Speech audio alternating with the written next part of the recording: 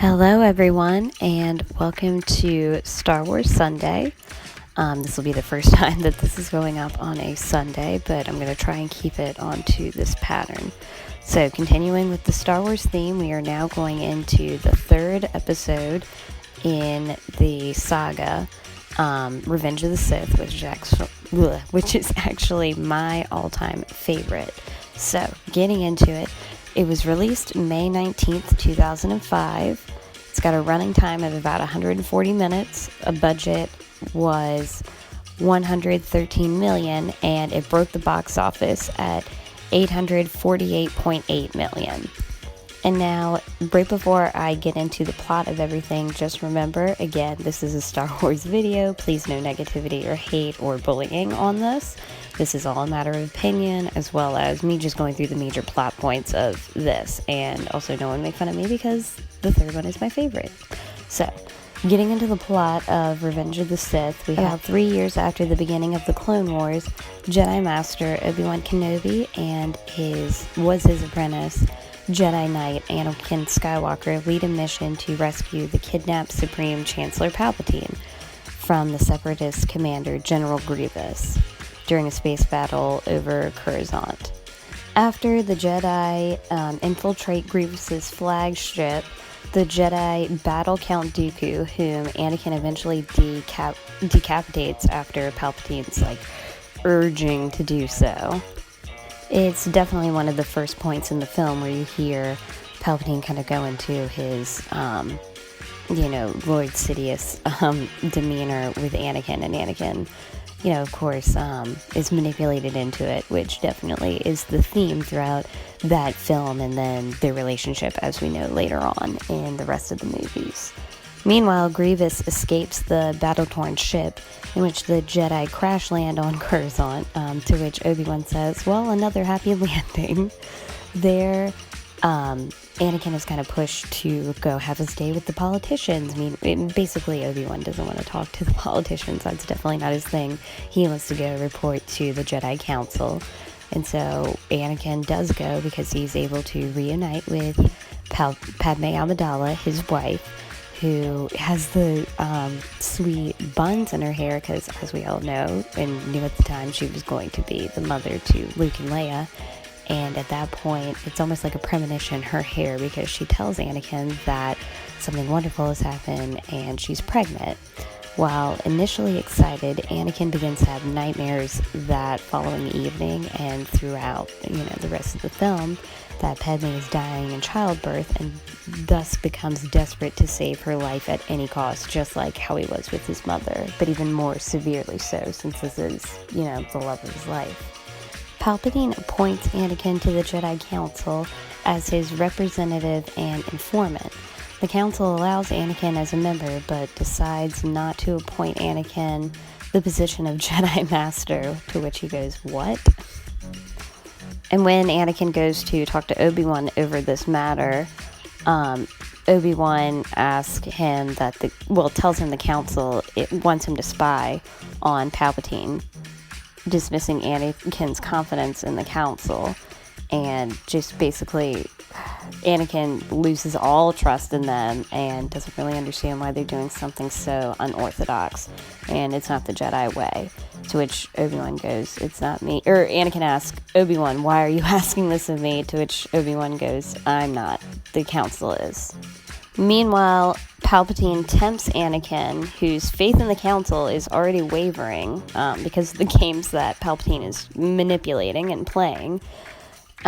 He kind of seduces him with his knowledge of the dark side of the Force, including the power to avert death. He basically tells him the story of Darth Plagueis and how he was such a powerful Jedi in the ways of the dark side that he was able to overcome death, not only for himself, but to keep others that he loves from dying. The only problem is he taught his apprentice everything he knew, and so his apprentice eventually killed him. Alright, back into it. Gotta run fast here. Obi-Wan travels to a planet where he kills Grievous, and Yoda travels to the Wookiee homeland to defend it from the Separatist invasion. Palpatine then reveals to Anakin that he is the Sith Lord Darth Sidious that they have all been looking for, and that he knows how to rescue Padme for him. Anakin reports to Palpatine's treachery. Palpatine then issues the infamous Order 66, which commands the clone troopers to betray and kill their commanding Jedi officers, thus sending the Order into an extinction, basically. Like, it just wiped out every single one of the Jedi, and you go panel to panel, scene by scene, seeing each individual Jedi that we have grown to love, mainly through especially Attack of the Clones, and you see each of them come to their demise. Palpatine then declares himself Emperor over the Galactic Senate and changes the names from the Republic to the Galactic Empire, and declaring the Jedi as traitors.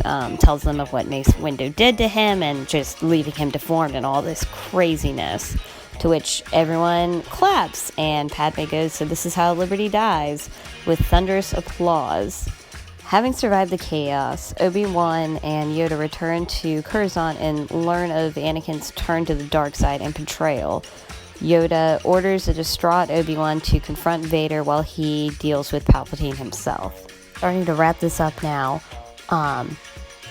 Anakin and Obi-Wan eventually end their fight, with Obi-Wan cutting off Anakin's legs and remaining arm that was still intact. And he goes into the lava, and Obi-Wan leaves thinking that has killed him. Also while telling him he thought he was the chosen one, he was the brother he always had, all of that. The Yoda and Palpatine, it just kind of dies down. Neither of them really get hurt, and they just leave it at that. Meanwhile, Obi-Wan and Yoda get together with Padme, because she is not doing well. She has to have the babies right then and there, and has both Luke and Leia, but she is losing the will to live. While that is going on, Anakin has been found by Palpatine, who could sense something was wrong, and they take him into emergency surgery because he was engulfed in all of that lava, and that's how he ends up in the suit that pretty much keeps him alive, where, as we go into the next movie, he's more a machine now than a man. It is very accurate. While that is going on, and he literally takes his first breath as Darth Vader with the, traditional sound, Padme dies, and her last words are, "There is still good in him. She knows there is." And then we go into just sadness after that. You see Padme go to her funeral procession with the little trinket Anakin gave her in the first movie, which is one of my tattoos I have. And it's just very devastating. And then Obi-Wan and Yoda decide that the twins have to be split up for their own safety, and that when the time comes, they will reunite and figure out what they can do, and that they know they have to go into hiding. The Jedi are now extinct. It is not safe. And so Leia is taken with Senator Organa. He says he and his wife had always wanted to adopt a baby girl. She would be loved with them. And then Luke goes back home to his family on Tatooine, to his aunt and uncle, and that Obi-Wan will take him and watch over him from a distance on Tatooine, while also doing some training with an old friend, Qui-Gon, who has now become a Force ghost. And the ending is so beautiful with all the music, the different scenes you see. It's the one time you ever see Alderaan. And you go to Tatooine, you see the double moons, and just the music is phenomenal. So that is wrapping up that movie. Now we go into A New Hope, the original, the one that started the whole thing, because, every saga starts with the fourth one first. The release date was May 25th, 1977, with a running time of 121 minutes. The budget was $11 million, and box office broke at $775.4 million. The galaxy is in the midst of a civil war. Rebel spies have stolen plans from the Galactic Empire's Death Star, a colossal moon-sized space station capable of destroying entire planets.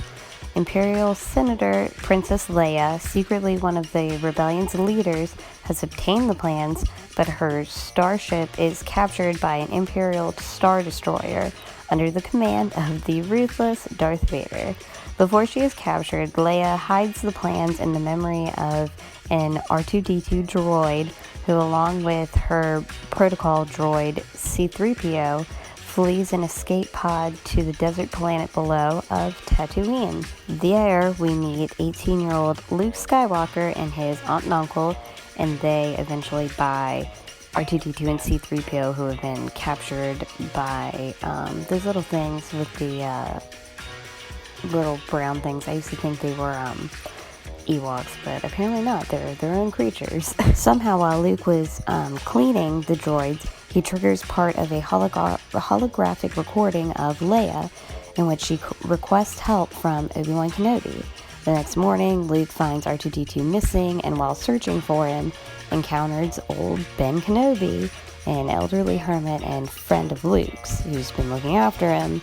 Ben reveals his true name of Obi-Wan, tells Luke of his days as being once a Jedi Knight, former peacekeepers of the Galactic Republic, and how he used to also work with his father, and they were the best of friends. However, his father was killed by Darth Vader, who used to be a pupil of his and used to be a good Jedi that now is doing bad. After seeing the full message from Leia on R2-D2, Obi-Wan decides that, he's getting too old for this and he might as well get Luke in on this now, so convinces him to travel with him. Well, convinces him after, the stormtroopers find and kill his Luke's aunt and uncle, so he figures, well, I guess I should, go with them. Luke goes off with Obi-Wan. They eventually go to the Creature Cantina, run into Han Solo and Chewie, the Wookiee, and they, after negotiate, decide they are going to fly together, and they take off on the Millennium Falcon. Meanwhile, Death Star Commander Turkin orders the destruction of Alderaan via the Death Star's turbo blaster as a show of force. The Falcon crew discovers the planet's remains and is captured by the Death Star's tracker beam, which Obi-Wan goes to disable. Luke discovers that Leia is imprisoned on the Death Star and rescues her with the help of Han and Chewie in a smash-bunkle series of escapes. After Obi-Wan sacrifices himself in a lightsaber duel with Darth Vader to enable the heroes to escape, the Falcon escapes. However, the Imperials follow the rebels to the hidden base. Death Star plans reveal that it can be destroyed by a triggering chain of reaction from the inside, basically. So Luke joins the rebel fighter squad, and Luke destroys and blows up the Death Star. And that's kind of basically the end of that one. It's pretty short and sweet and to the point, which I think is why it was such a hit. And at the very end, you have the throne room, and you have Luke, Han, and Chewie going up to Princess Leia, getting medals of honor, and that is the first Star Wars. So let me know in the comments below what you think of this movie review. I know it's a little rushed, but hey, I will see you on the next Star Wars Sunday. Have a great week.